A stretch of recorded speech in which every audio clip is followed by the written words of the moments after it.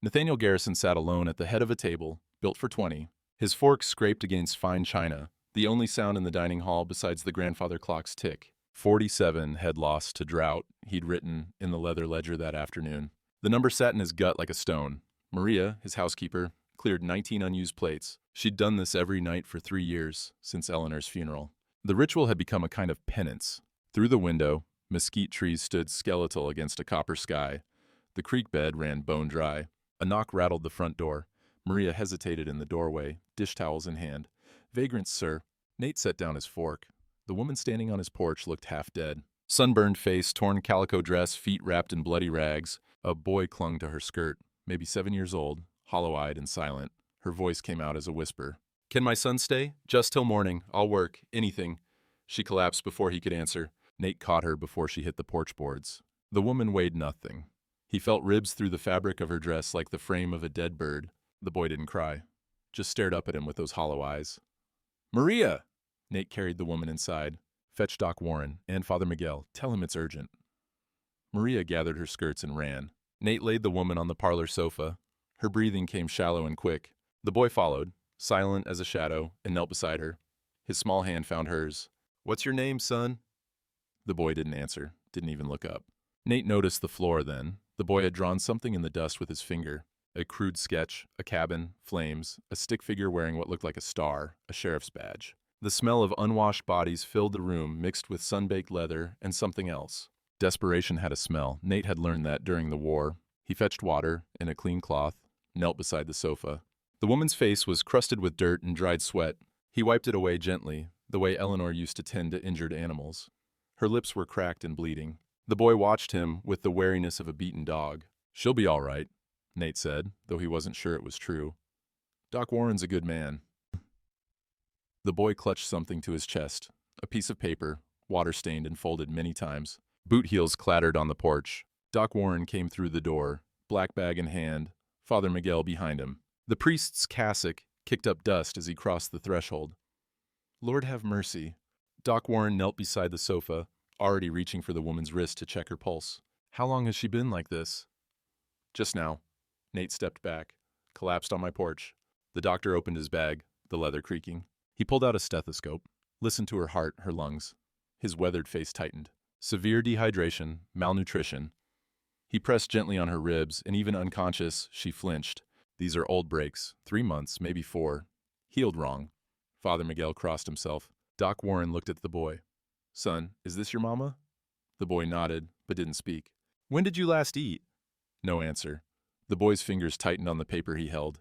2 days, Nate said quietly. Maybe 3, judging by the look of them. Doc Warren opened a small vial, waved it under the woman's nose, smelling salts. She jerked awake with a gasp, eyes wild, unfocused. Her hand shot out and grabbed the boy, pulled him close. "Don't," her voice cracked. "Don't send us back, please." "Easy now." Doc Warren's voice stayed calm. "Nobody's sending you anywhere. You're safe." "No." She tried to sit up, failed. "He'll kill us. He said if I ran, he'd—" "Who?" Nate stepped closer. "Who said that?" Her eyes found his face for the first time. Terror lived there, deep and old. "The sheriff." She was shaking now. "Sheriff Hargrave.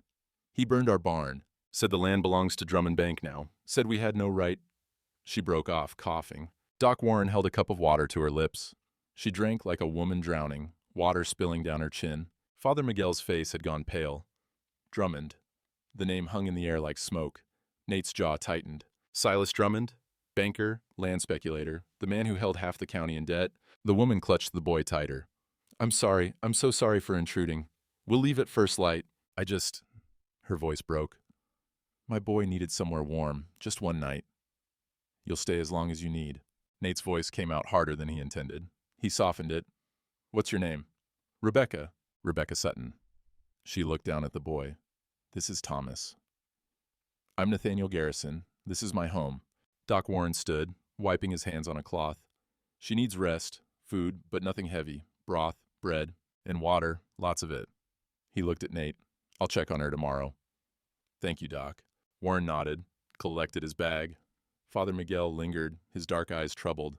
"Nate," the priest said quietly. "If Drummond's involved, I know." Miguel studied him for a long moment, then placed a hand on his shoulder. I'll pray for them.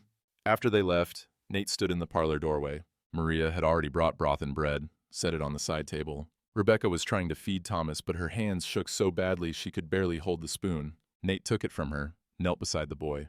Let me. Thomas's eyes fixed on him, wary, calculating. Finally, he opened his mouth. The broth was gone in minutes. The boy ate like he'd forgotten what food tasted like. Rebecca watched, tears sliding down her face. When Thomas finished, he leaned back against his mother and closed his eyes. Within seconds, he was asleep. That's when Nate saw it.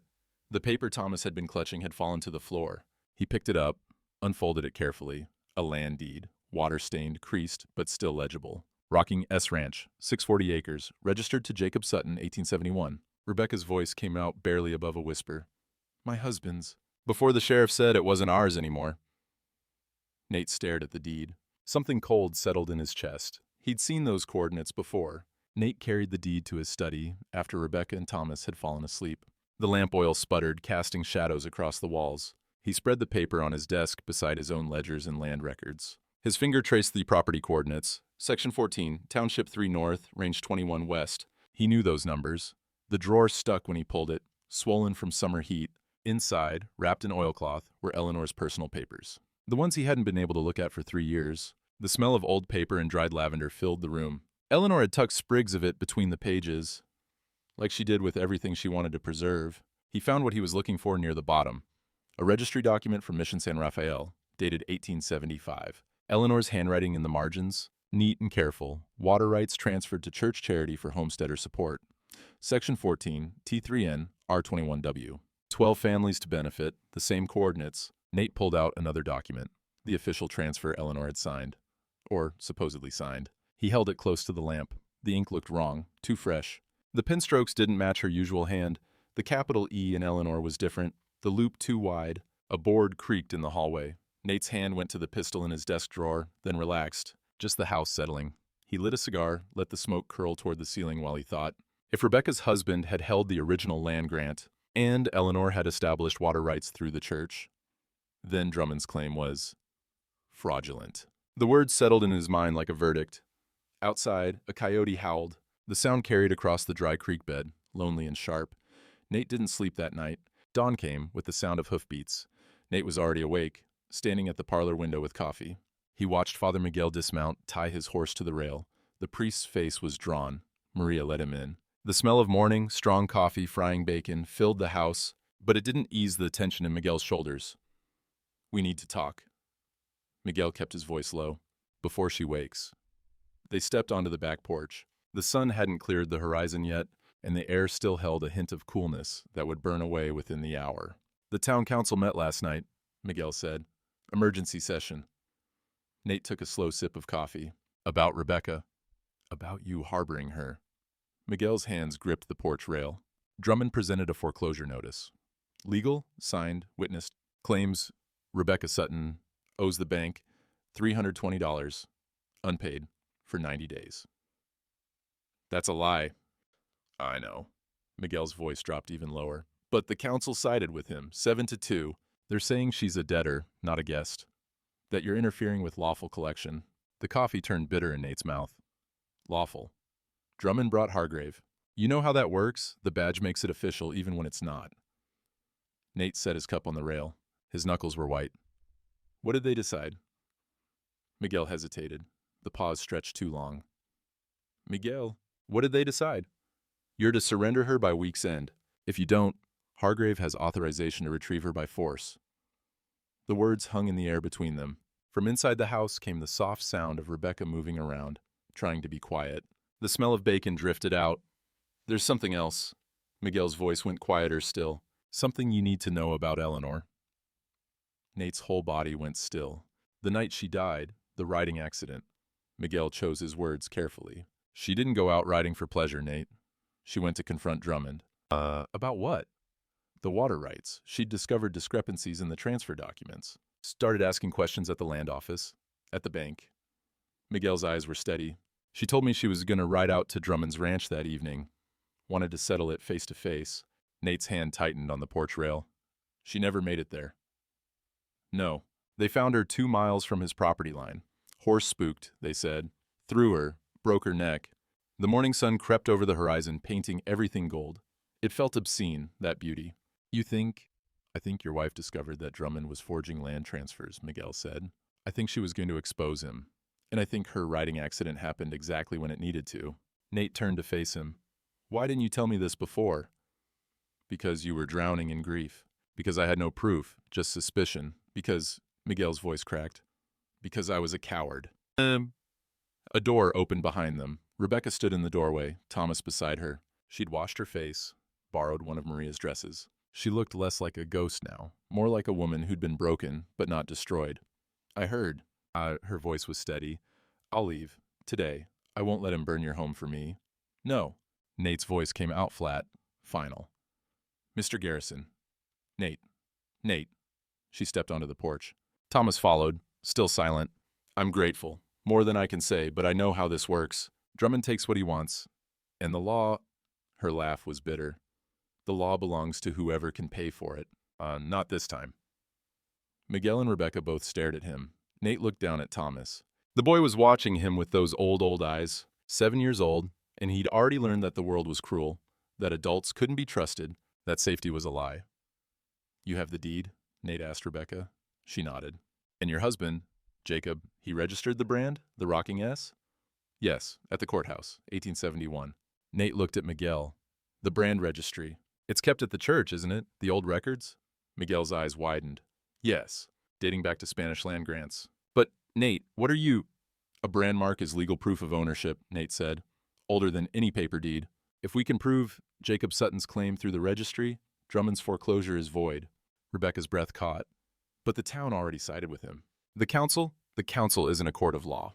And I know something about Drummond that he doesn't think I know. Nate's voice went hard. He killed my wife to hide his fraud. I'm not letting him kill anyone else. Miguel crossed himself. If you fight him publicly, Nate, I know. He'll destroy you, the ranch, your reputation, everything. I know. Thomas moved then, for the first time speaking with his hands instead of his silence. He took a piece of chalk from his pocket, stolen from somewhere probably, and drew on the porch boards, a stick figure, standing between fire and a house, holding a shield. Rebecca's hand went to her mouth. Nate stared at the drawing. Something in his chest cracked open, just a little, the place where he'd locked his grief away for 3 years. All right then, he said quietly. Let's get to work. Dust rose on the horizon, riders coming fast. The riders stopped at the property line. 6 of them, with Sheriff Hargrave at the front.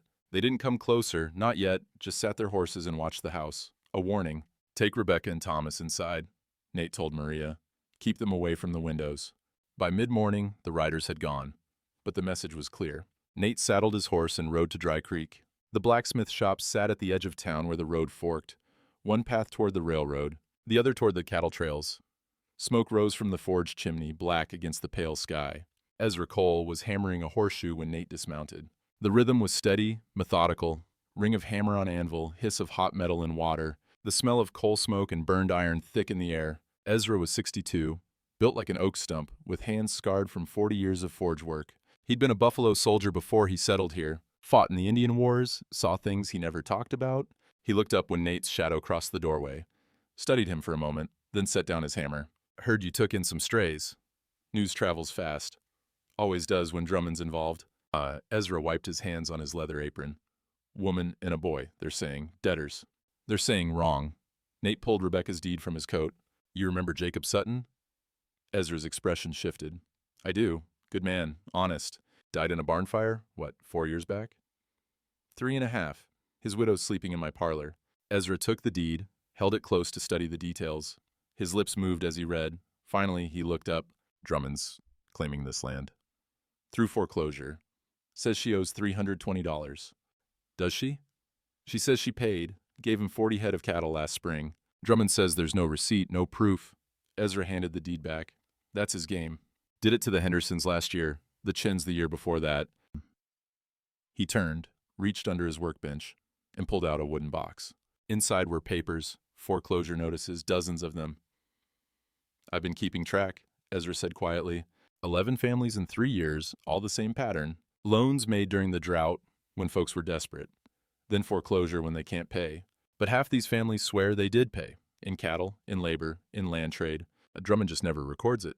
Nate looked through the papers. Different names, different properties. But the language was identical. Even the signatures looked similar, too similar. Why keep these? Because somebody needs to. Ezra's voice was hard. And because one day, someone's going to stand up to him.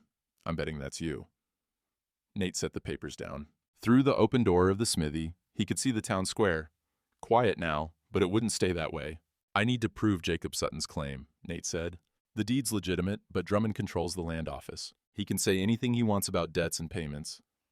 Paper lies, Ezra said, but iron don't. What do you mean? Ezra crossed to the back wall where tools hung on pegs. Hammers, tongs, and half a dozen branding irons. He lifted one down, rusted but still readable, the rocking S. Found this in the creek bed last month, Ezra said. Recognized the mark, Jacob Sutton's brand. I was going to clean it up, return it to his widow if I ever found her. Nate took the iron. The handle was rough, the metal pitted with rust, but the brand itself was clear.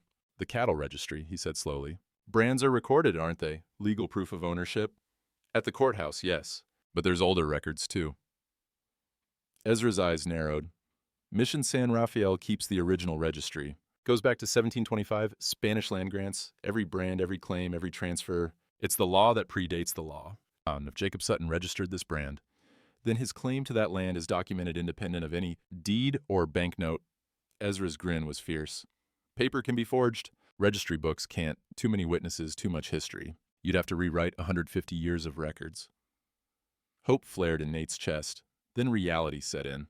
Miguel has those records, but even if we find Jacob's registration, Drummond controls the town square. He'll never let us present it publicly. Then we don't present it in town.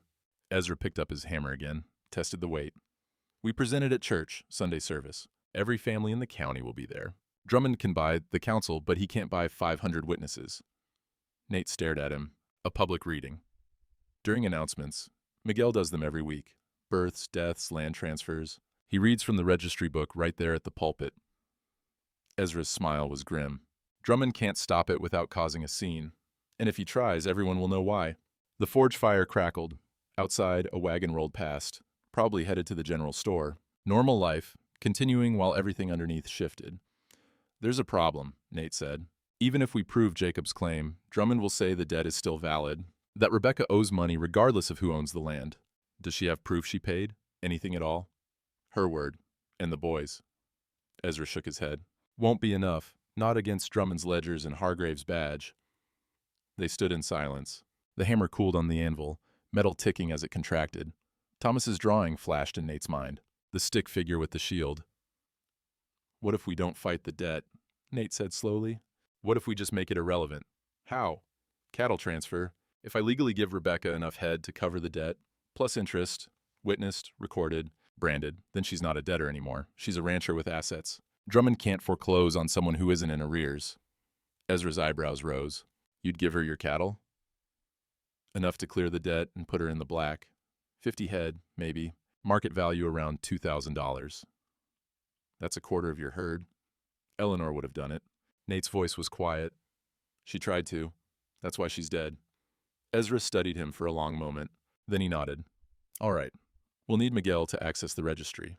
And we'll need to do this Sunday. Public. Where everyone can see. 3 days, Nate said. Drummond won't wait 3 days. Hargrave's already circling. Then we'd better work fast. Ezra held up the rusted branding iron. I'll clean this up, make it shine. If we're going to do this right, we do it with Jacob Sutton's iron. His mark, his legacy. Nate gripped his shoulder once, then turned to leave. Nate. He stopped. This won't be clean, Ezra said. Drummond doesn't lose gracefully, and Hargrave's a killer. You know that, right? I know. Just making sure you're ready. Nate looked at the rusted iron in Ezra's hand. Jacob Sutton's mark. A man who died fighting for what was his. I'm ready, he said. They came at noon the next day. Nate was in the north pasture, checking water troughs, when he heard the horses. 8 riders this time, not 6. They came from the main road in a line, dust rising behind them like a banner. Drummond rode in a black buggy at the center, pulled by match bays, the kind of display meant to remind everyone who had money and who didn't. Nate swung into his saddle and rode to meet them at the fence line. He kept his rifle across his lap, visible but not raised. Sheriff Hargrave pulled up first. He was 38, lean and weathered, with a badge that caught the sunlight. His eyes were the color of dirty ice. Garrison. Sheriff. You know why we're here. I expect I do.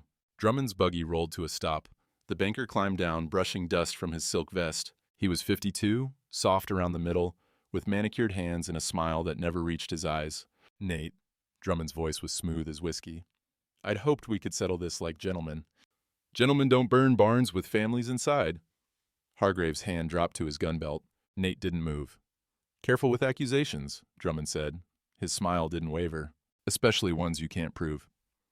I can prove Jacob Sutton owned that land. Legal and clear.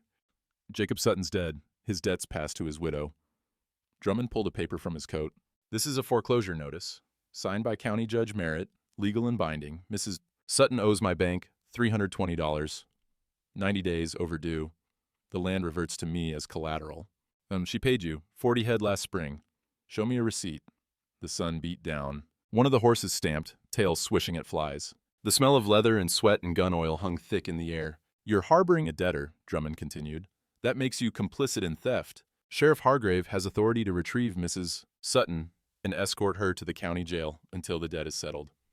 She's not going anywhere. Hargrave straightened in his saddle. That's obstruction, Garrison. I can arrest you too. Try it. The tension stretched. 6 armed men behind Hargrave, all of them watching Nate like wolves watching a stray calf. Drummond raised a hand. The men relaxed, just slightly. Let's not be hasty. Drummond's voice stayed smooth. Nate, you're a reasonable man, a respected rancher.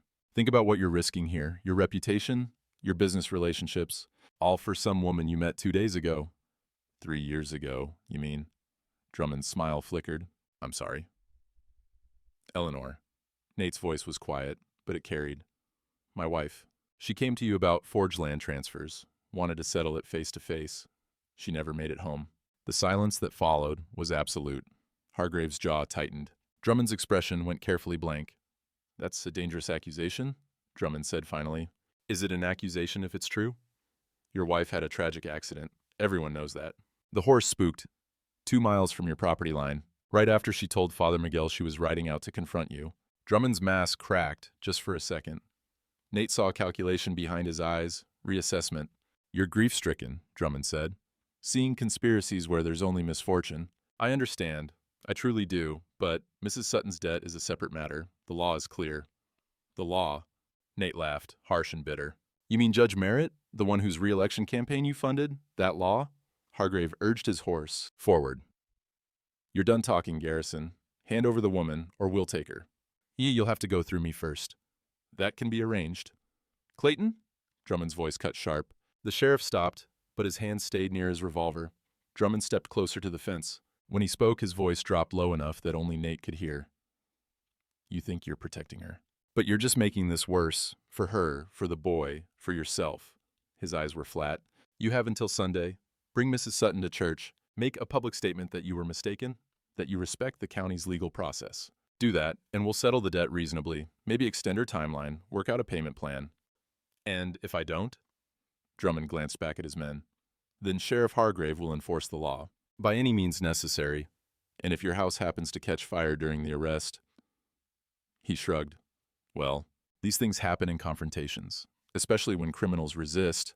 The threat hung in the air like smoke. Nate's knuckles were white on the rifle stock. Every instinct screamed at him to raise it, to end this now. But 8 guns against 1 wasn't odds any sane man would take. Sunday, Drummond repeated. Church steps. Noon. Everyone in the county will be watching. He climbed back into his buggy. Make the right choice, Nate. For everyone's sake. Hargrave leaned forward in his saddle. Sunday, Garrison, or we come with torches. They turned and rode away, dust rising in their wake. Nate sat his horse until they disappeared over the rise. Then he rode hard for the house. Rebecca was waiting on the porch. She'd seen the riders from the window. They're coming for me. Not yet. Nate dismounted, tied off his horse. We have until Sunday. 3 days. Her voice was hollow. Then what? Then we fight, publicly, at church. Against the sheriff and half the town. She shook her head. Nate, you can't. They'll destroy you. They already destroyed Eleanor. I won't let them take anyone else. Thomas appeared in the doorway, still silent, but his eyes were alert, old beyond his years. Rebecca knelt in front of her son, smoothed his hair back. Baby, if something happens... Nothing's going to happen. Nate's voice was firm. I promise. You can't promise that. I can try. She looked up at him, and for the first time, He saw something besides fear in her eyes. Hope, maybe. Or trust. Fragile as glass, but there. "Why are you doing this?" she whispered. "You don't even know us." Nate thought about Eleanor, about the empty chairs at his table, about 3 years of counting losses instead of fighting for what mattered. "Because someone should have fought for Eleanor," he said quietly, "and no one did. Not even me. I just sat in that house and let grief eat me alive." Thomas moved then, reached out and took Nate's hand. His small fingers were rough with calluses, too young to have hands like that. The boy pulled him toward the porch, toward the chalk drawing he'd made that morning, the stick figure with the shield. Under it, Thomas had written something new, in careful, shaky letters. Brave Rebecca's breath caught. Nate crouched down to Thomas's level. "You think I'm brave?" The boy nodded. "I'm not. I'm just tired of being scared." Thomas picked up the chalk. Wrote again. Same. Nate's throat tightened. He gripped the boy's shoulder. From the road came the sound of a single horse. Father Miguel, riding fast. He dismounted before his horse had fully stopped. "Nate, we have a problem." "Another one?" Miguel's face was grave. Town council held an emergency meeting. They voted. 8-1. He paused. "If you don't surrender Rebecca by Sunday, they're authorizing Hargrave to deputize volunteers. 20 men, armed." Rebecca made a small sound. 20, Nate repeated. "Drummond's paying them. $10 each." Miguel's voice dropped.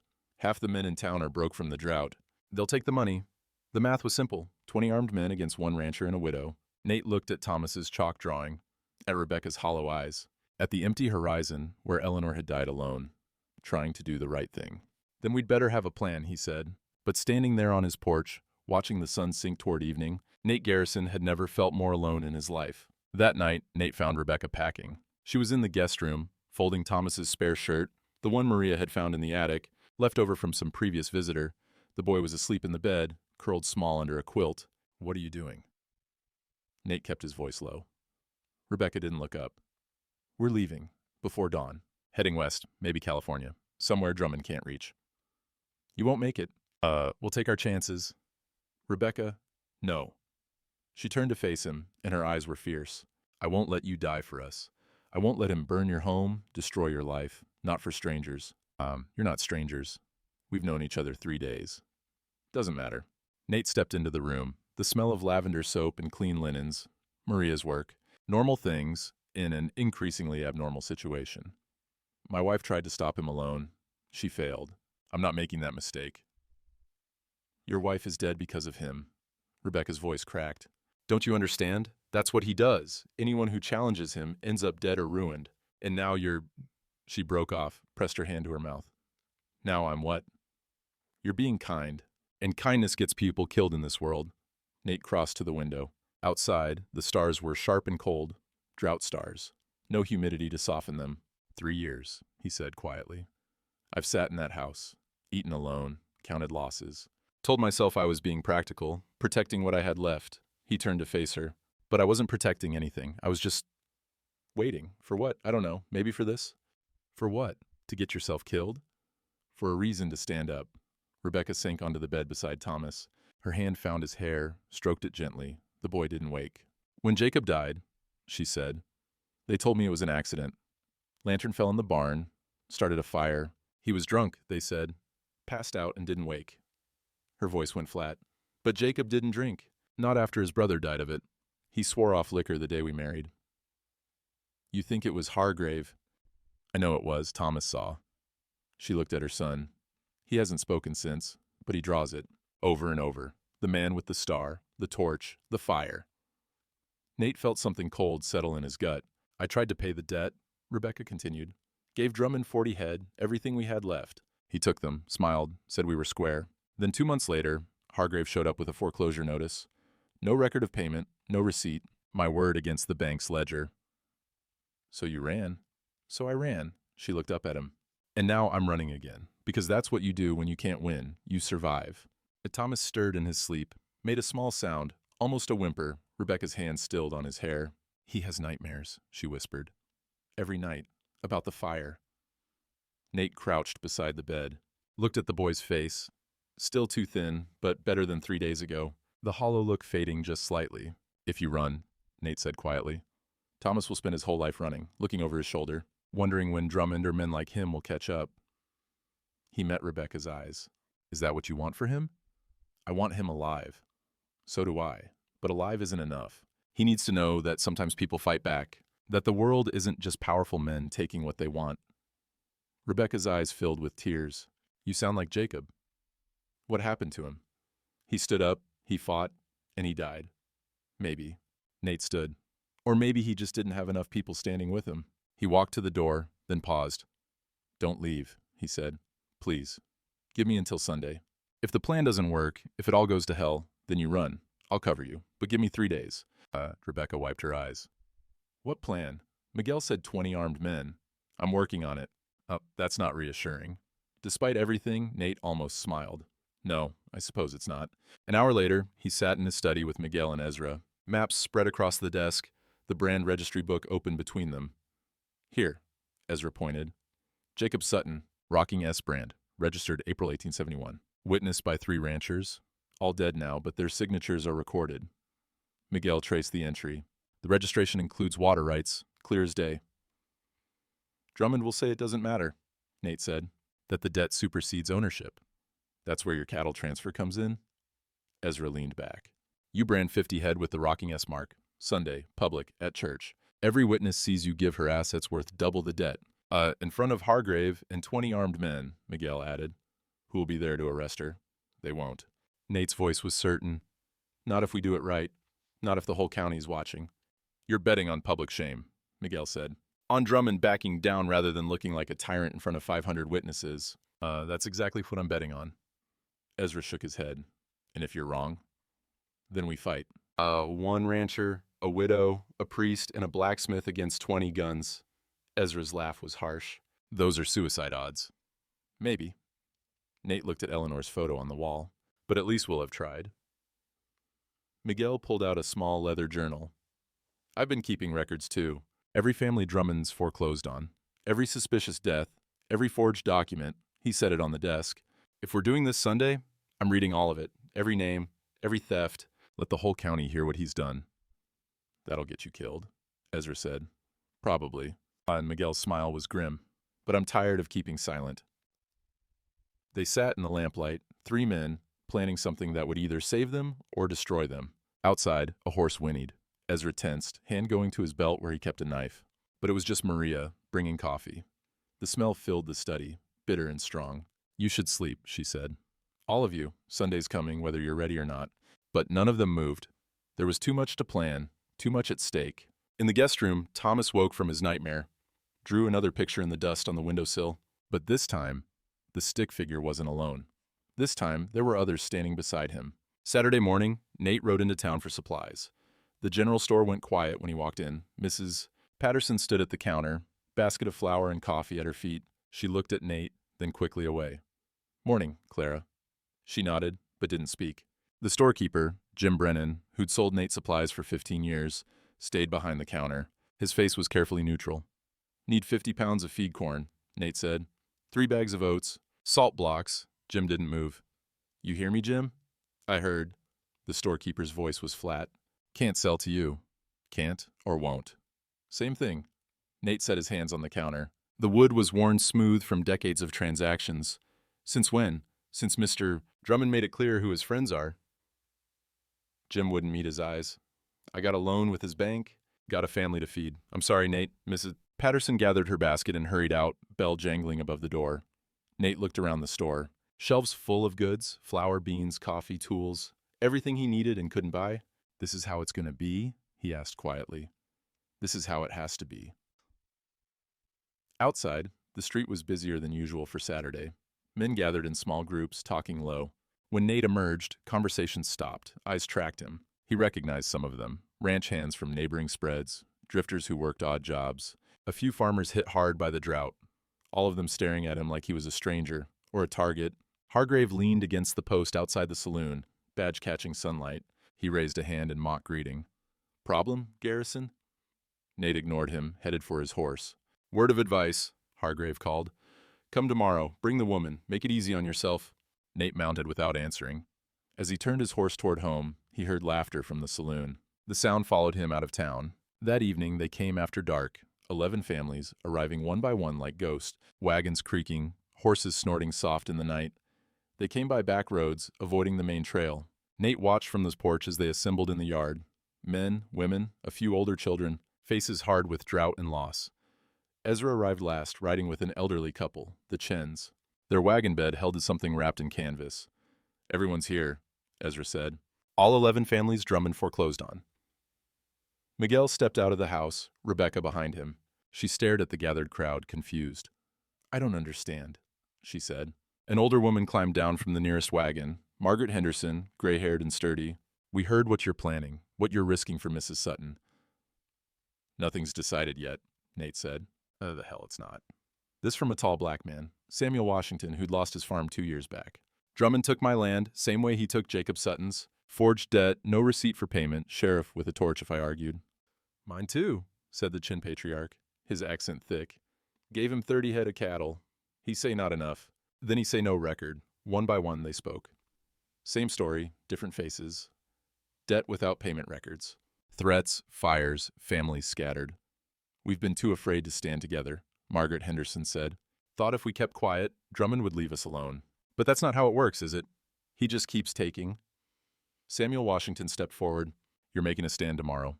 At church, we want to stand with you." Nate looked at the faces around him, weathered, desperate, but determined. "Drummond's bringing 20 armed men. We know. So standing with me means risking everything you have left." "We don't have anything left," Margaret said quietly. "That's the point." Ezra unwrapped the canvas in the wagon bed. Branding irons, a dozen of them. Each one different. The running W, the bar T, the double H, the Chin family's Chin character. "Every one of these brands is registered," Ezra said. "Legal claims going back 10, 15 years. Some of them older than Drummond's bank." He held up a thick leather book. "Not the church registry, but something else. This is my own record. Every brand, every registration of every witness signature. I've been tracking it since I realized what Drummond was doing." Miguel crossed himself.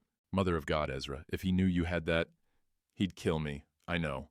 Ezra's smile was grim. "But he doesn't know. Not yet." Nate felt something shift in his chest. Hope, fragile but real. "You're saying we can prove all 11 families had legitimate claims?" "Better than that." Ezra opened his record book. "I'm saying we can prove Drummond's current herd has 60 head of stolen cattle, each one carrying a brand from families he foreclosed on." The silence that followed was absolute. Rebecca broke it. "You can prove he stole our cattle? Yours, the Hendersons, the Washingtons, all of us." Samuel's voice was hard. "I've seen my own running W brand on cattle in Drummond's North pasture. Watched them graze on land that used to be mine." "Why didn't you say anything, Rebecca asked. "Because saying something gets you killed, or your barn burned, or your family threatened." Samuel looked at Nate.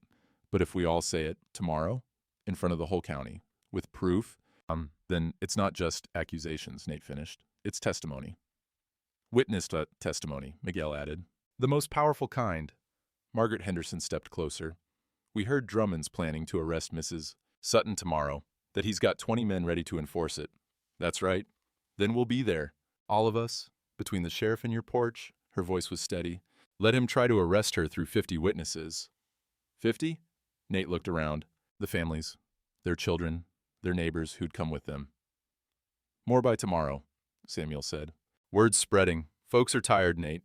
Tired of being afraid. You're giving us something we haven't had in 3 years, a chance to fight back." Thomas appeared in the doorway, drawn by the voices. He stared at the crowd, at the branding irons gleaming in lamplight, at the faces of people who looked like him, people who'd lost everything and kept breathing anyway. He walked to Nate, took his hand, then reached for Rebecca's. The 3 of them stood there on the porch while 11 families watched. "All right," Nate said quietly. "Then we do this together." Ezra raised his record book. "Tomorrow, church steps, noon. We bring every iron, every registration, every stolen brand to light. And every family stands witness," Margaret added. Miguel's voice was soft but carried. "Then may God have mercy on us all." The night wind picked up, carrying the smell of dust and distant rain. Not here yet, but coming. In Drummond's ledger, these families were numbers, debts, failures. But standing together in Nate's yard, they were something else entirely. They were testimony. Saturday night, long after the families had gone, Nate sat alone in his study. The house was quiet. Rebecca and Thomas asleep upstairs. Maria had gone home hours ago. The grandfather clock ticked in the hallway, each second measuring out the distance to tomorrow. Nate stared at Eleanor's photograph. She looked back at him, frozen in time. 34 years old, laughing at something outside the frame. He couldn't remember what anymore. That hurt worse than the grief sometimes. I'm risking everything, he said to the photograph. To the silence. To himself. 12 families. My ranch. Maybe lives. The lamp flame flickered. Outside, an owl called. What if I'm wrong? His voice cracked. What if Hargrave doesn't care about witnesses? What if he just opens fire and kills everyone standing there? Eleanor's smile didn't answer. I could end this, right now. Wake Rebecca, give her money, send them west before dawn. Drummond never needs to know they were here. He ran his hand over his face. 12 families go back to being silent, but they stay alive, meant the clock ticked. That's what you'd want, isn't it, for me to be practical? To protect people by backing down. But even as he said it, he knew it was a lie. Eleanor had ridden out to confront Drummond alone. She died because she wouldn't stay silent. Except you didn't have people standing with you, Nate whispered. You had me, and I let you go alone. The weight of that settled on him like a physical thing. 3 years of guilt crystallized into this moment. He'd been a coward. Told himself he was being careful, protecting what they'd built, but Eleanor had known the truth. That careful wasn't the same as right. That sometimes you had to risk everything or nothing meant anything. If I do this tomorrow, he said to her photograph, people might die, might lose everything. He paused. But if I don't, then you died for nothing, and Drummond just keeps taking. The lamp burned lower. I don't know if I'm brave enough. Footsteps on the stairs. Rebecca stood in the doorway, wrapped in a borrowed shawl. Couldn't sleep either. No. She crossed to the window, looked out at the dark. I keep thinking about Jacob, about the night he died. Her voice was quiet. He told me he was going to talk to Drummond, face to face, settle the debt honestly. I begged him not to go, but he went anyway. He said some things are worth the risk, that if we teach Thomas to back down from every fight, we're teaching him to live on his knees. She turned to face Nate. I was so angry at him, for being noble, for risking us, for leaving me alone. And you think he was wrong? Rebecca was quiet for a long moment. I think he was right. And I think I've been running for 3 years because I couldn't face that. Nate stood, walked to the mantel, picked up a small wooden box he kept there. Inside was Eleanor's wedding ring. When she died, I put this away. Couldn't bear to look at it. Every time I did, I just saw all the things I should have done differently. He held the ring up to the lamplight. Should have ridden out with her that night. Should have stopped her. Should have fought Drummond myself. You're fighting him now? 3 years too late. No. Rebecca's voice was firm. You're fighting him at the exact moment you're supposed to, when you're not alone, when you have witnesses, when it actually has a chance of working, or when it has a chance of getting 12 families killed. They know the risk. They're choosing it anyway. She moved closer. That's not your burden to carry alone, Nate. That's theirs. You're just giving them the chance to choose. The clock struck midnight, Sunday morning. Nate closed his hand around Eleanor's ring. The metal was cool and smooth. I'm afraid, he admitted. Good. Fear means you understand what you're risking. Rebecca's eyes were steady. Jacob wasn't fearless. He was terrified. But he went anyway. That's what courage is. A thought struck Nate then. Thomas. His drawings. The stick figure with the shield. What about it? He's not drawing me. He's drawing what he wants to be, what he needs to see. Nate looked at her. And if we run tomorrow, if we back down, what does that teach him? Rebecca's expression crumpled. That the world belongs to men like Drummond. That good people lose. Yeah. They stood in the lamplight, two people who'd lost everything and were about to risk what little remained. We could still run, Nate said. Be halfway to California by dawn. We could, but we're not going to. No, Rebecca's voice was steady. We're not. 2 hours before dawn, Ezra arrived with the branding irons. They worked in silence, building a portable forge in the ranch yard. The kind drovers used on cattle drives, small, efficient, hot enough to make iron glow red. Thomas woke and came outside, watched them work. Still silent, but his eyes tracked every movement. Ezra pulled the rocking S-iron from the coals. It glowed cherry red in the darkness.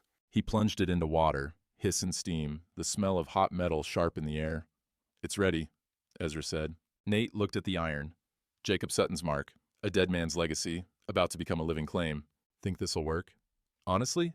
Ezra met his eyes. I have no idea. But I'm tired of watching Drummond win. Miguel arrived as the eastern sky began to pale. He carried the church registry book wrapped in oilcloth and his own journal of documented frauds. "The bell ringers are ready," he said. "When I signal, they'll ring the call to witness. Everyone within 5 miles will know something important is happening." Drummond will bring his 20 men," Nate said. "Let him."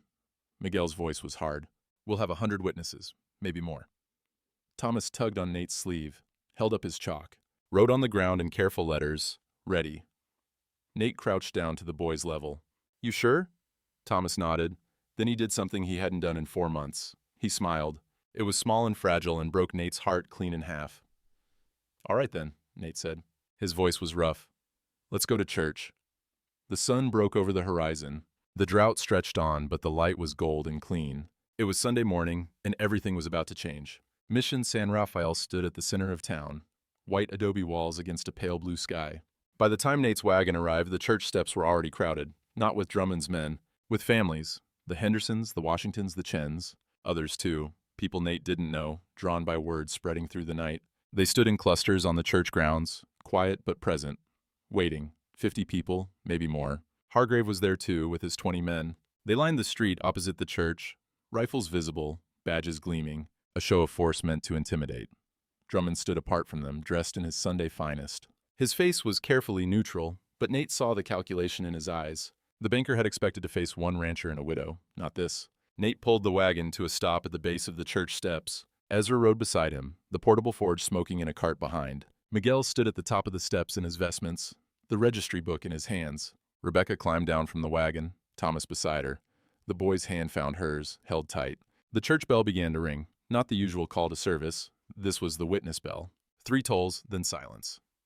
The signal that something of legal importance was about to be proclaimed. People emerged from houses, from shops. The street filled. 100 witnesses now, more coming. Drummond's expression flickered. This wasn't what he'd planned. "Nathaniel Garrison." Hargrave stepped forward, hand on his gun belt. "You're harboring a debtor. Step aside." "I'm witnessing a legal proceeding," Nate said. His voice carried across the square, "as is my right under territorial law."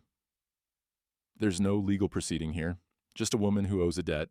Then let's talk about debts." Nate turned to the crowd. "And who really owes what?" Miguel descended the church steps, registry book open. His voice was strong, trained to carry from the pulpit. "I hold here the cattle brand registry of Mission San Rafael, maintained since 1725, recognized by territorial and federal law as legal proof of land ownership." Then he turned pages. "April 14th, 1871. Jacob Sutton registers the Rocking S brand. 640 acres, Section 14, Township 3 North, Range 21 West, water rights included. Witnessed by 3 ranchers, signatures recorded." "That claim is void," Drummond called. "The debt supersedes—" What debt?" Rebecca's voice rang out, stronger than Nate had heard it. "I paid you 40 head of cattle. You took 'em, said we were square. You have no proof. I have witnesses." She turned to the crowd. "Samuel Washington, you helped drive those cattle to Drummond's ranch last spring. You were there." Samuel stepped forward. "I was. 40 head, Rocking S brand, clear as day." "The word of another debtor," Drummond said smoothly. "Hardly credible." "Then let's talk about brands." Ezra moved to the forge, pulled the Rocking S iron from the coals. It glowed red. "This is Jacob Sutton's iron, registered legal. And I've seen this mark on 60 head of cattle in Drummond's north pasture." A murmur ran through the crowd. "That's absurd," Drummond said. But his voice had an edge now. "Is it?" Margaret Henderson stepped forward, holding up another iron, the double H. "Because I've seen my brand on his cattle too, the ones he claimed I owed him after I couldn't pay my debt." One by one, the families came forward, each holding an iron, each testifying to brands they'd seen on Drummond's herd. The crowd pressed closer, listening. Hargrave's men shifted uneasily. This wasn't an arrest. This was a trial. "This is theater," Drummond said, but he'd lost his smile. "Sheriff, do your duty." Hargrave moved toward Rebecca. Nate stepped between them. "You'll have to go through me first." "That can be arranged." "Through me too." Ezra moved to Nate's side. "And me." Miguel joined them. "And us." Samuel Washington, Margaret Henderson, the Chen family patriarch. The 11 families formed a wall between Hargrave and Rebecca. The sheriff's hand dropped to his gun. His 20 men raised their rifles. The crowd went silent. "This is your last warning," Hargrave said. "Move aside or we open fire." Nate's mouth went dry. This was it, the moment where everything either worked or ended in blood. Then Thomas moved. The boy stepped out from behind his mother, walked forward through the line of adults, small and fragile in the space between the guns and the families. He held a piece of chalk in his hand. Thomas, no. Rebecca reached for him, but he kept walking. He knelt in the dust between the two groups, started drawing. Everyone watched. Even Hargrave lowered his gun, confused. Thomas drew a cabin, flames, a man with a star. The same image he'd drawn a dozen times. But this time, he added something new. He drew faces, in windows, behind the flames, watching. Then he stood, looked at Hargrave, and spoke for the first time in 4 months. You killed my papa. The words were small and clear and absolute. Rebecca's hand went to her mouth. The crowd gasped. You came with a torch, Thomas continued. His voice gained strength. Said we had to leave. Papa said no. You locked the barn door, lit the fire. He pointed at the drawing. I watched. From the window. Mama tried to stop you. You hit her. Hargrave's face went white. That's a lie. The boy's confused. I saw you. Thomas's eyes were steady, old beyond his years. You said nobody would believe me, that I was just a kid. But they're listening now. The silence that followed was crushing. Drummond stepped forward quickly. The boy's traumatized, imagining. I saw it too. This from a voice at the edge of the crowd. An older man Nate didn't recognize stepped forward. Name's William Cross. I was passing through last spring. Saw a sheriff and a man arguing outside a barn. Saw the torch, saw the fire. He looked at Hargrave. Saw you right away after. Why didn't you say anything? Someone called. Because I was nobody. A drifter. Who'd believe me? Cross's voice was bitter. But if the boy's talking now, if people are finally listening, then yeah, I saw it. Murder. Hargrave's hand went back to his gun. You're a liar. So am I lying too. Another voice. A woman this time. I'm Sarah Chen's daughter. I saw Sheriff Hargrave on our property the night our barn burned, right before the fire started. And me, a young ranch hand. I saw him take cattle from the Henderson place after they couldn't pay their debt. One by one, voices rose from the crowd. Testimony, witness, things people had been too afraid to say for years, all coming out now because one small boy had found his voice. The tide had turned. Drummond saw it, his carefully constructed empire of silence, cracking apart in public daylight. This is mob justice, he tried. Not legal. Then let's make it legal. Nate turned to the portable forge. His ranch hands were driving cattle into the square. 50 head, carrying his Garrison Ranch brand. What are you doing? Drummond demanded. Nate took the glowing rocking S-iron from Ezra. Transferring ownership, witnessed, legal, recorded. He pressed the iron to the first steer's hide. The brand hissed. Smoke rose. The smell of burning hair filled the air. 1, the crowd counted. Nate moved to the second. Press, hiss, smoke. 2. Rebecca stared, understanding dawning. Nate, you can't. 3. These cattle are worth more than your debt, Nate said, not stopping. Market value around $2,000, more than enough to clear any legitimate claim. 4, 5, 6. Drummond's face went purple. This is fraud. This is law. Miguel held up the registry. Witness transfers of assets. Mrs. Sutton now owns 50 head of branded cattle. Current market value places her firmly in the black. No debt, no foreclosure. 7, 8, 9. The crowd's counting grew louder. Hargrave's men lowered their rifle. They hadn't signed up to shoot 100 witnesses over a cattle transfer. 10. At 20 head, Drummond made his play. Stop this. Sheriff, arrest them all. On what charge? Miguel's voice cut sharp. Conducting legal business? Every transfer is witnessed. Every brand is recorded. This is more legitimate than any foreclosure you've ever filed. The crowd pressed closer, not threatening, just present, watching, bearing witness. Hargrave looked at his men, looked at the crowd, made a calculation. He took off his badge, dropped it in the dust. I'm done, he said quietly.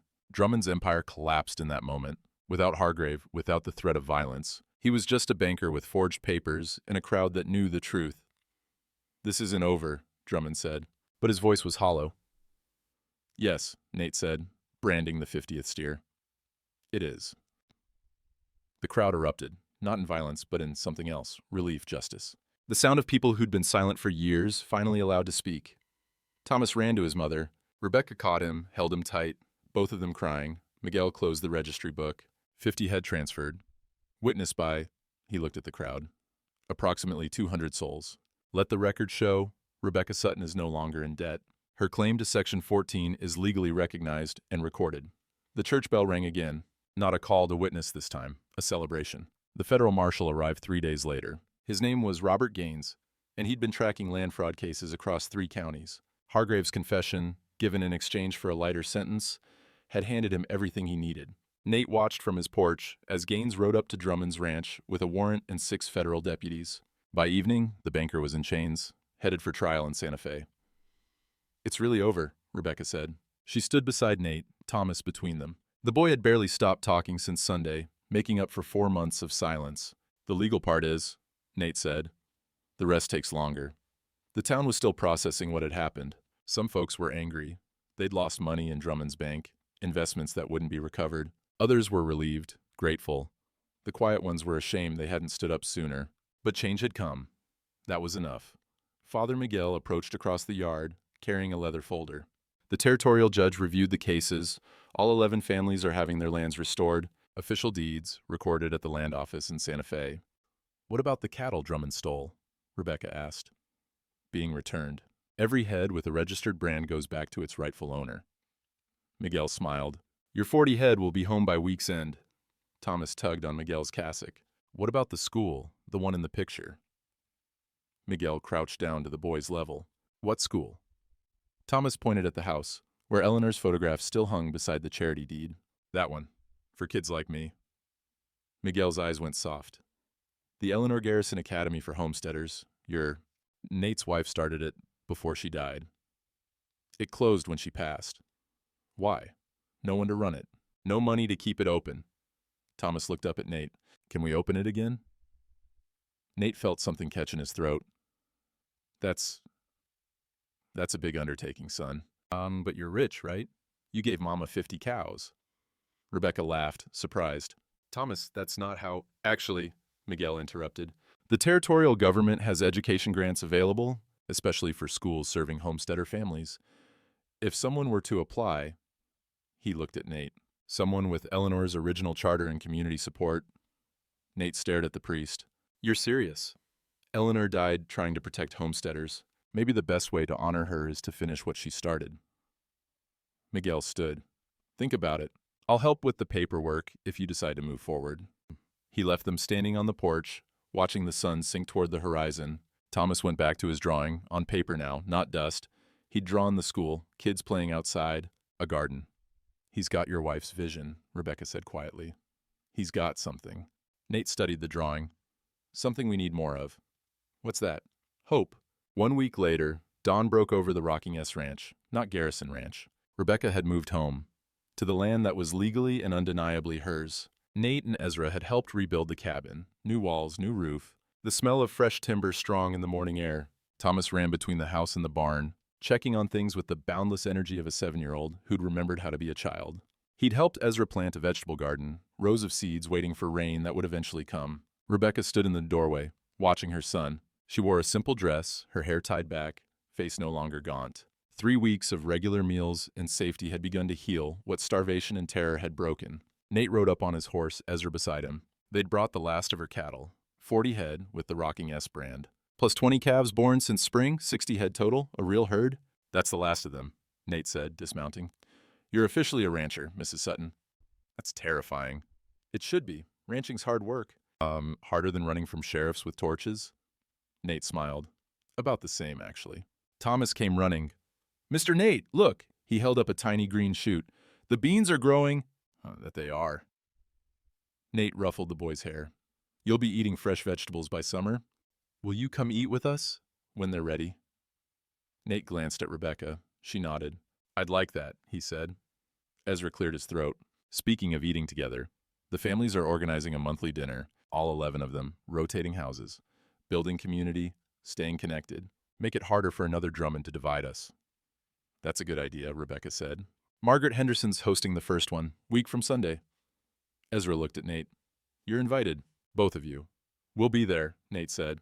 They stood in the morning light, 3 adults and a child, looking at land that had been stolen and reclaimed, at a future that was fragile but possible.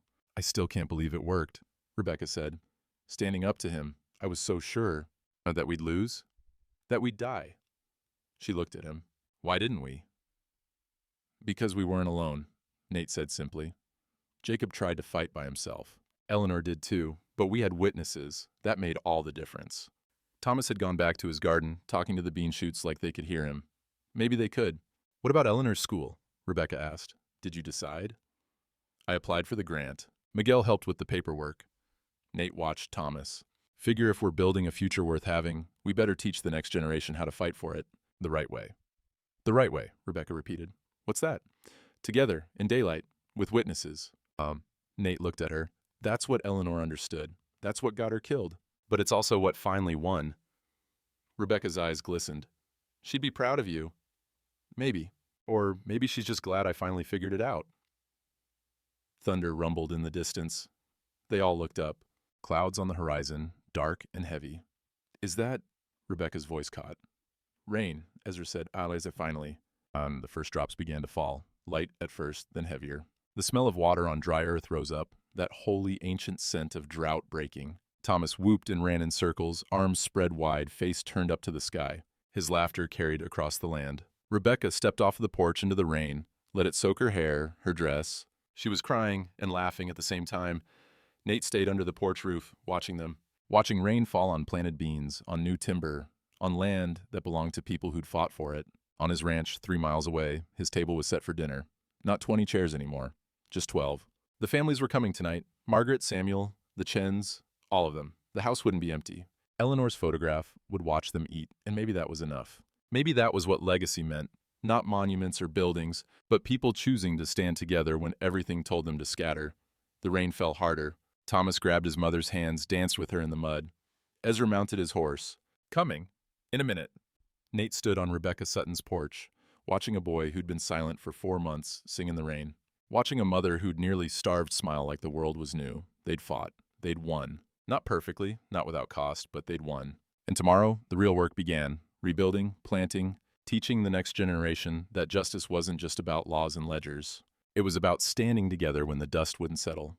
About pulling out chairs for strangers. About knowing that sometimes the bravest thing a man could do was refuse to stand alone. Nate touched his hat to Rebecca and Thomas, then mounted his horse, rode toward home through the rain. Behind him, the school deed waited in Eleanor's papers. Ahead of him, 11 families gathered for dinner. The table was full now. Finally, it was full. A man can sit at a table, built for 20, and starve on a full plate. Or he can pull out one chair for a stranger and find himself fed by an army. That's what Eleanor knew.